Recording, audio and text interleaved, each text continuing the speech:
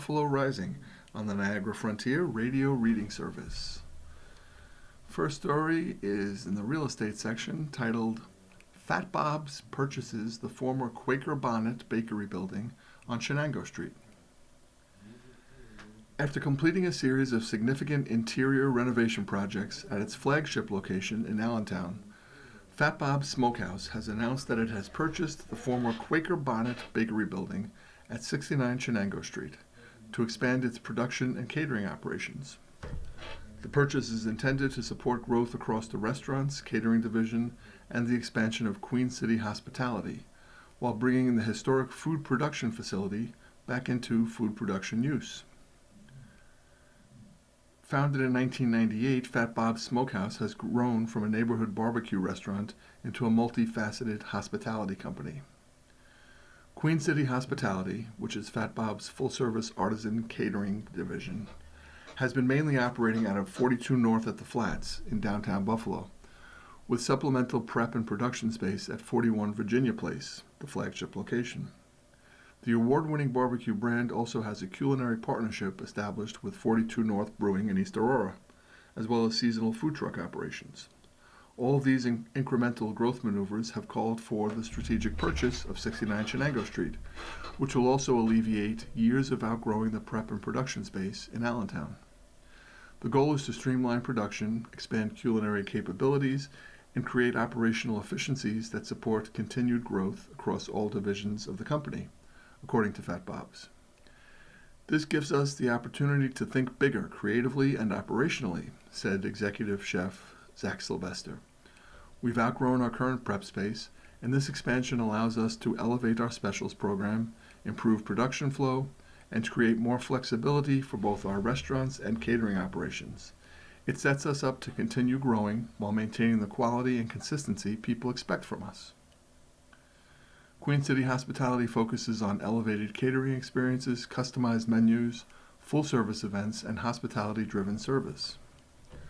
Ultimately, the purchase of 69 Chenango Street will allow Fat Bob's to establish additional preferred venue partnerships, along with enhanced pickup and drop-off catering services and broader event offerings.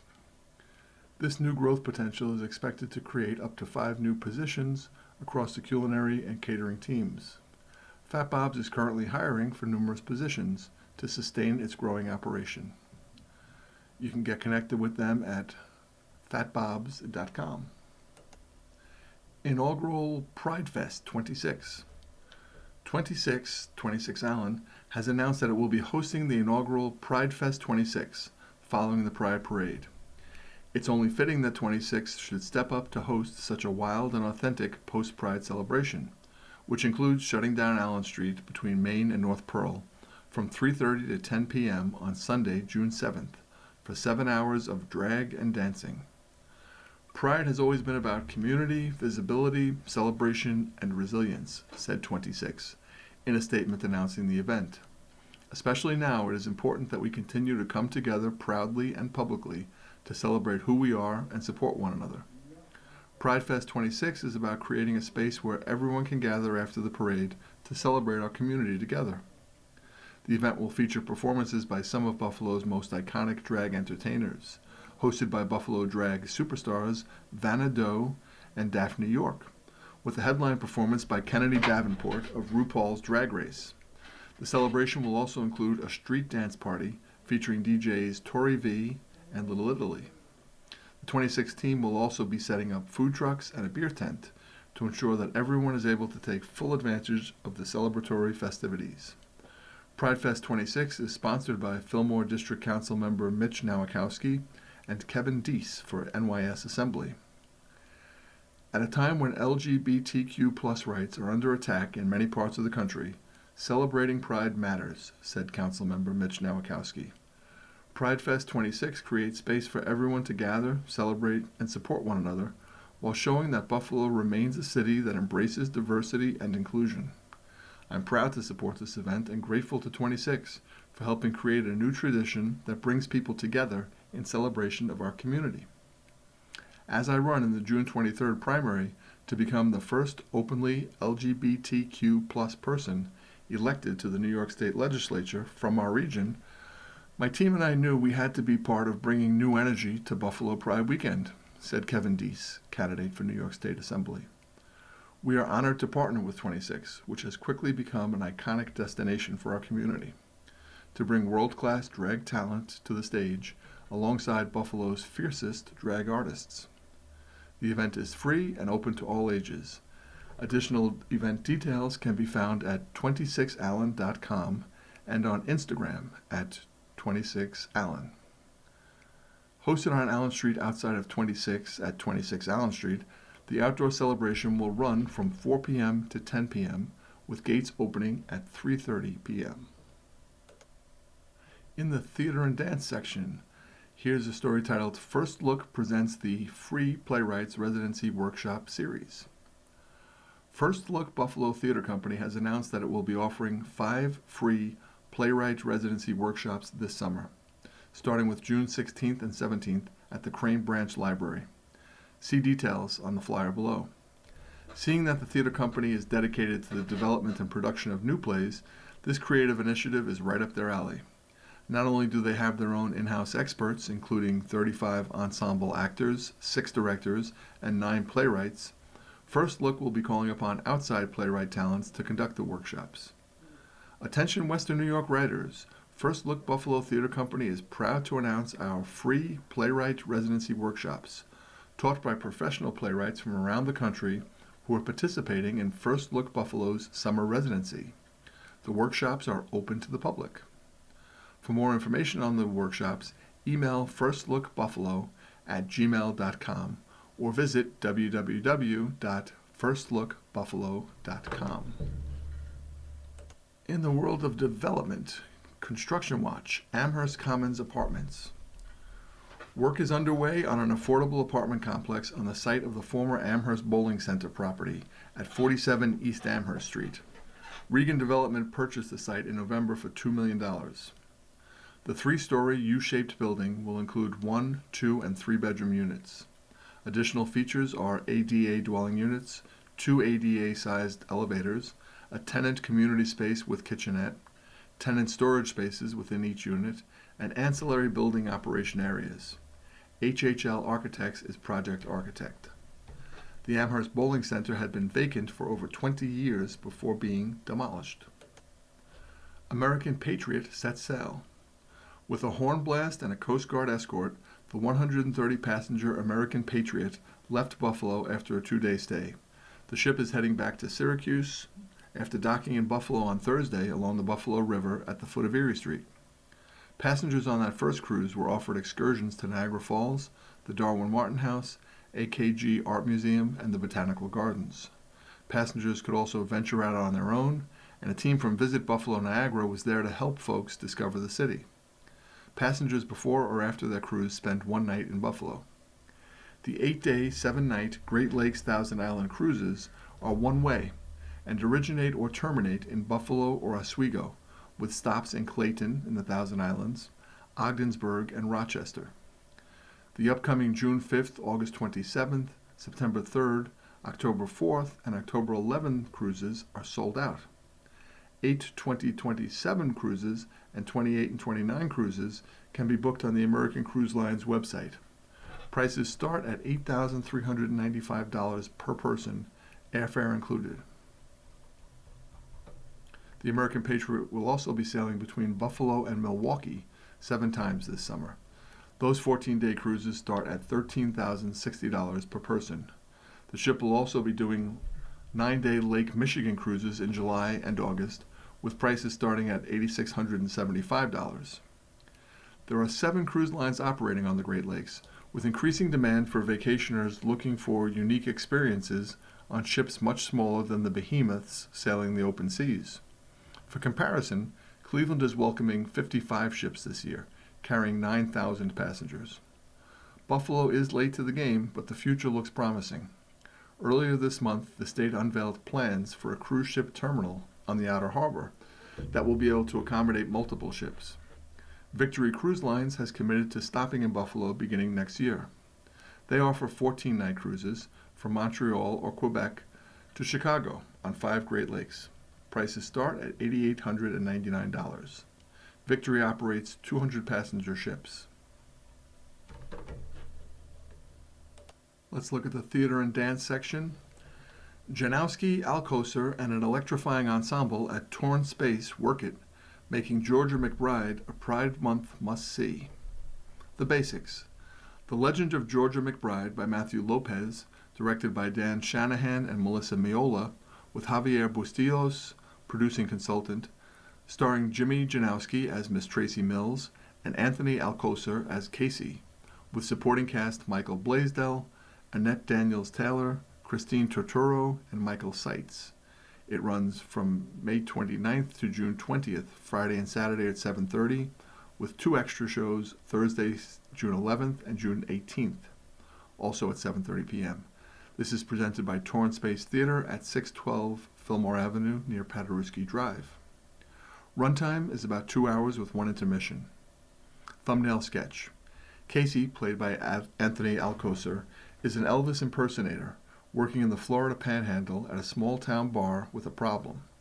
The last show had only 7 people in the audience, and so the owner, Eddie, played by Annette Daniels-Taylor in a cross-dressing role, in order to stay open, invites his long-lost cousin, Miss Tracy Mills, Jimmy Janowski in drag, and Tracy's showbiz partner, Miss Rexy, Michael Blaisdell in drag, to bring a new type of show to the bar, a drag show. Meanwhile, at home, Casey's wife, Jo, played by Christine Turturro Beausoleil, is furious that, once again, they can't pay the rent to the landlord, played by Jason Michael Seitz, and Jo is pregnant. So, down on his luck, Casey agrees to stay on at the bar as a bartender, but his life is about to change. When Miss Rexy passes out drunk and can't go on stage, Miss Tracy lays down the law. Casey, not yet Georgia, asks her, "Why can't you just do a bunch of numbers all night?" To which Miss Tracy replies, "Because that's not a drag show. That's me in my bedroom as a teenager, and nobody should have to pay to see that." And with that, Casey very reluctantly listens to her, puts on the wig, makeup, and dress, and while his first time on stage in drag, lip-syncing an Edith Piaf song ain't good, with some off-stage coaching from Miss Tracy, it ain't a disaster either. Actually, the crowd seems to like it. And, surprise, it pays the rent and utilities too. Soon, driven by Casey's eternal optimism, his desire to provide for his growing family, and perhaps most of all, his strong desire to be an admired performer, Georgia McBride is born. The players, the play, the production. This hilarious collaboration between BUA, Buffalo's only LGBTQIA+ theater group, and Torn Space is at least 3 shows in one. One show is about a straight male performer who dresses as a woman to stay employable. Think Tootsie or Some Like It Hot. One show is just a fun, non-stop drag review lip-syncing contemporary hip-hop stars, along with performances of staple drag icons Dolly Parton, Cher, and Judy Garland. And one show is about that same straight man discovering his inner drag persona and achieving self-actualization, a sort of hero's journey. Self-actualization, that pinnacle of Maslow's hierarchy, achieved by so few, is the full development of one's potential, involving creativity, authenticity, and purpose. It reflects a shift from meeting survival needs, rent, food, diapers, to pursuing growth, meaning, and self-expression. Or, to borrow from RuPaul, life is about using the whole box of crayons. And when you become the image of your own imagination, it's the most powerful thing you could ever do. So this is not the same as Some Like It Hot, 2 men desperate to stay alive by joining an all-female band, or Tootsie, where we see Michael Dorsey desperate to pass an audition where he previously was either too old, too young, too short, simply not the right guy for the part, or the Full Monty, 6 desperately unemployed steelworkers, or Mrs. Doubtfire, father desperate after losing custody battle. Those situations are comic conventions, not queer-coded performances. In those movies, when a man disguises himself as a woman, it's for narrative reasons. It solves a story problem. But drag is a performance art form. Drag isn't about pretending to be a woman. It's about creating a persona. Drag is about performing gender as art. It's stylized, exaggerated, and self-aware.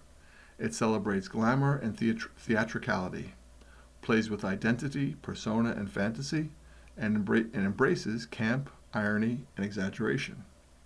Many aspects of this show, to borrow a word from the Lavender Lexicon, are not just fabulous, they are fabulous. The choreography, directed by Michael Blasdell, is such.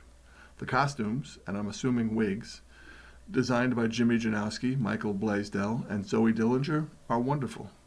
Bringing Javier Bustillos, founder of BUA, as producing consultant guaranteed an authentic take, and he also brought with him a number of BUA regulars. You are listening to a reading of articles and features from Buffalo Rising on the Niagara Frontier Radio Reading Service. As expected, Jimmy Janowski was, well, Jimmy Janowski. He's unique, and he's the only local actor I know who always gets walk-on applause. His walk, his talk, his facial expressions, and yes, he mugs a lot, are priceless. So if you don't know Janowski, do yourself a huge favor and get over to this play before it closes on June 20th. A fun scene. When Tracy and Georgia disagree on the name of the act, and Georgia has already gone ahead and told the club owner one thing, Tracy wants to know why, and Georgia replies, "You kept dragging your feet." Tracy says, "I'm going to be dragging your face on that pavement out there. You keep putting words in my mouth." Georgia says, "Oh, sweetie, you've had worse things in your mouth than that." At which point it looks as if there's going to be a catfight, when Tracy suddenly hugs Casey, exclaiming, "Your first shade, I'm so proud." And, aside to the audience, they grow up so quickly. Anthony Alcocer always delivers very physical performances, and having seen him as leather-clad Stacey Jacks in Rock of Ages and leather-clad Shakespeare in Something's Rotten, I was sure he'd make a great Elvis impersonator. He did. His opening number as sequined, jumpsuited Las Vegas Elvis, an intimate, close-mic'd version of Peggy Lee's Fever, was superb. Now, while some of the plot points might be a stretch, going from Elvis to drag, both worlds of rhinestones, glitz, swiveling hips, and high entertainment values, works. And what really works is when, later, Casey's breakout, full-length drag performance of Work It by Missy Elliott. Is it worth it? Let me work it. I put my thing down, flip it and reverse it. Brought the house down. Kudos to everyone involved who made that happen. Michael Blaisdell is having a great season. Having just seen him as Rance in the queer play Pure Glitter, I was eager to see him in Georgia McBride, and I was not disappointed, as Miss Rexy, Miss Anorexia Nervosa, it's Italian, bringing years of drag performance as his own persona, Baby Bulgari, Blaisdell's bona fides bring a level of gravitas to whatever he's in. I followed the career of Christina Turturro Bosalel ever since she was in the Niagara University BFA program, and she brings a level of professionalism far beyond her years. Playing Casey's wife Jo is a tough role. 1 minute the scolding wife, the next minute the loving wife. And she does it well. Usually Michael Seitz and Annette Daniels-Taylor have bigger roles, but they deliver the goods in their utility roles. If you're expecting great art, go see a play by Chekhov or Shakespeare. While this play has a powerful message about acceptance of others and of ourselves, and is just in time for Pride Month, it's pretty formulaic. And like many scripts about unlikely heroes who overcome adversity after triumph, after the big win, where do you go next? In this case, we go to an all-out dance-a-thon to I'm Every Woman, sung by Whitney Houston from the Bodyguard soundtrack. After that, everyone left the theater smiling. And you will too. 2026 Juneteenth 2-mile challenge run and children's fun run. On Saturday, June 6th, the community is invited to participate in the Juneteenth 2-mile challenge run and the children's fun run in support of the Juneteenth festival. Aside from runs for the adults and the kids, the day will include live music, healthy snacks, and a health fair. 2026 marks the 50th anniversary of the Juneteenth of Buffalo Festival. It's going to be held on Saturday, June 13th through Sunday, June 14th. That means that the celebration, rooted in resilience, community, and freedom, will be extra special. As a precursor to the festival, the Challenge Run and Children's Fun Run are prime opportunities for families to get outside and get active. Seeing that the Challenge Run is a 2-miler, this is the perfect chance for people with a wide range of running abilities to participate. And for the kids, it's a wonderful way to introduce them to the world of running. Plus, by participating, runners will be supporting 50 years of community building on the city's east side. The 6th Annual Music in the Kaz Park Concert Series. The 2026 Music in the Park Concert Series, presented by South District Councilman Christopher P. Scanlon and produced by South Buffalo Roots, will feature an awesome lineup of bands. South Buffalo Roots is the same nonprofit that organizes the South Buffalo Irish Festival and South Buffalo Porch Fest. The organization is doing a sensational job of bringing some of the best live music acts to wonderful South Buffalo settings throughout the summer. On June 4th, headliner will be Miller and the Other Sinners, and also performing will be Uncle Ben's Remedy. June 11th will feature Pocket Ship and Organ Fairchild. June 18th, Grosh and Johnny Hart and the Mess. June 25th, Cindy Sterlace Music and Crickwater. The Music in the Park Summer Concert Series returns to Kaz Park in front of the Karate Casino in South Buffalo in June. The free family-friendly event features live bands, local food, and drinks every Thursday in June from 5 p.m. to 9:30 p.m. Done deal, Parkside Candies Building. Sweet. The historic Parkside Candies Building has a new owner. Medusa Development 1 LLC has purchased the building at 2302 Main Street last week for $500,000 from 2302 Main LLC. The purchase includes a 2-story building fronting on Main and a 1-story building behind it along West Oakwood. The building is the original Parkside location and not the larger, more ornate Parkside property located at 3208 Main Street that is still for sale. Medusa Development is owned by Tina Nunez, who has tackled a few residential rehab projects on the west side. This will be her first commercial project. Plans call for renovations to the apartment and multi-tenant commercial space. The property description when it was listed read as such: "Do not miss this rare chance to own the original Parkside Candy location. Located on the corner of Main and West Oakwood, this building was an institution of the Parkside neighborhood for decades. Most of the original architectural character has been left intact on both the interior and exterior. It is listed on the National Register of Historic Places as a contributing structure to the Parkside Historic District, and therefore is eligible for New York State and federal historic tax credits. There are currently 7 units, but with potential for up to 11 units at this property. The front building consists of one large retail restaurant space on the ground floor, a small retail space currently occupied by a barber, with 4 apartments on the second floor. There is a second detached building that fronts West Oakwood, which was originally built as 5 small retail spaces, but most recently functioned as a daycare. Bring your vision and get ready to make this your next development project."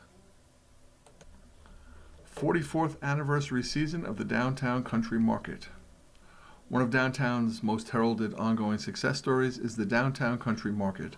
Over the years, this market has not only grown in size, it has also maneuvered into a very special new location, front and center at Fountain Plaza. Incredibly, 2026 marks the 44th anniversary season of the Downtown Country Market, which is operated by Buffalo Place and presented by M&T Bank.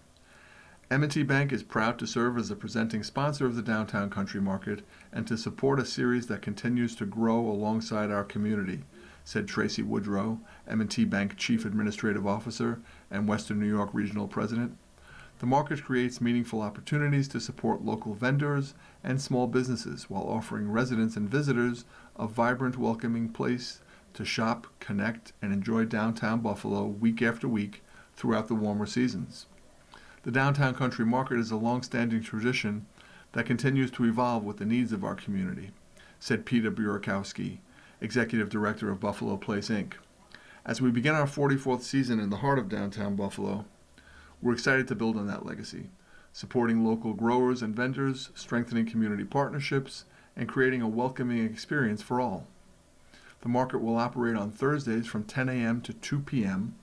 along Main Street at Fountain Plaza between Huron and Chippewa Streets, and will continue through October 15th, 2026. Season details, vendor information, and the 2026 Grow Guide highlighting peak time for fresh fruits and vegetables are available at www.buffaloplace.com. For weekly updates, you can follow their sites on Facebook and Instagram. Diamond Lofts project advances with property purchase. Plans for redevelopment of a 7-story warehouse and construction of a new building around it are moving forward. Contractor R.E. McNamara's 1440 Main Street LLC has purchased half the property needed for its Diamond Lofts project. McNamara purchased 1458 Main Street, the former home of AAA Safe and Lock Company, on Friday for $860,000 from Frederick A. Culleton, Jr. The property will be demolished as it occupies the location of a 5-story parking and residential building proposed for the Diamond Lofts project. McNamara has yet to purchase the Diamond Storage building to the south, which will be renovated for residential use as part of the project. The Diamond Loft project was approved in February after adding a top-floor setback on the rear of the new building after Linwood Avenue residents pushed back on the proposed height.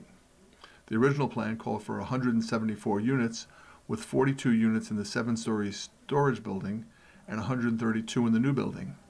Approved plans for 167 units, including 49 apartments in the existing building at 118 in the 5-floor new structure. Silvestri Architects designed the project. You have been listening to a reading of articles and features from Buffalo Rising. We read from Buffalo Rising on Fridays at 8:30 a.m. Your reader has been Jim Michaely. Thank you for listening. You're listening to the Niagara Frontier Radio Reading Service with broadcast studios at 1199 Harlem Road in Cheektowaga. Radio readings are broadcast 24 hours a day, every day, to area people who are blind or have a print disability.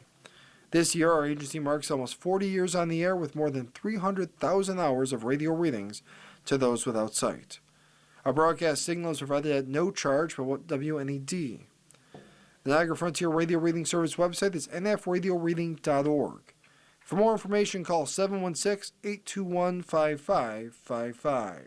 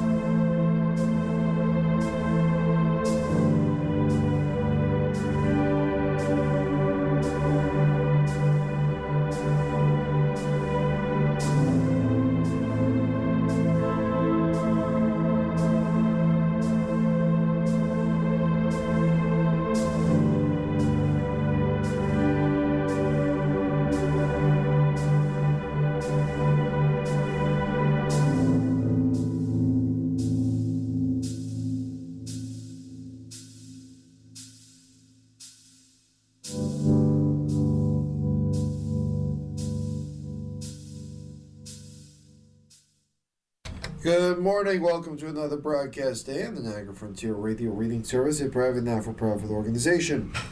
Radio Reading volunteers broadcast daily readings of newspapers, magazines, and books to area blind, different handicapped persons who are provided reading radios.